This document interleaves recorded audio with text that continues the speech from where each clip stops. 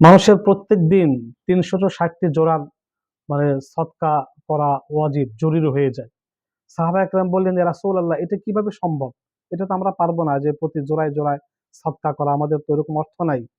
মহানবী সাল্লাল্লাহু আলাইহি সাল্লাম বলেন, এমন একটি আমল রয়েছে যে আমলটি করলে প্রত্যেকটি জোড়ার সদকা আদায় হয়ে যাবে এবং প্রত্যেকটি জোড়ার সদকা আদায় হয়ে যাবে এবং সাথে সাথে ৩৬০০ নেকি তার আমলনামায় জমা হয়ে যাবে।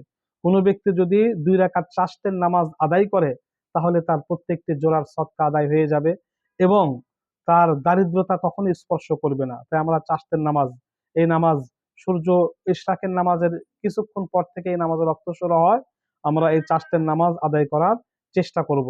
চাশতের নামাজের অনেক ফজিলত, অনেক ফজিলত, দারিদ্রতা কখনো তাকে স্পর্শ করবে না। তাই আমরা চাশতের নামাজ অবশ্যই আদায় করার চেষ্টা করব। মহানবী সাল্লাল্লাহু আলাইহি সাল্লাম ইরশাদ করেন যে ৩৬০টি সদকা করা এটা কোনো মানুষের পক্ষে কঠিন হয়ে যেতে পারে, নাও পারতে পারে। সাহাবায়ে কেরাম আশ্চর্য হলেন।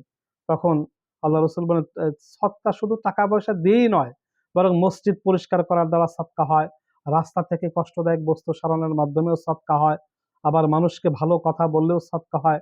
এসব করেও আবার ৩৬০টি পুরা সদকা করা যদি নাও হয়, কোনো ব্যক্তি যদি চাশতের ২ রাকাত নামাজ আদায় করে, সব ধরনের সদকার সওয়াব তার আমলনামায় জমা হয়ে যাবে।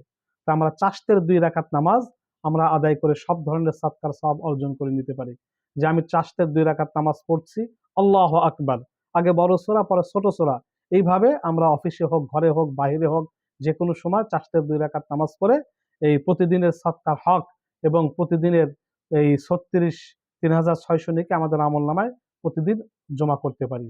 আমিন।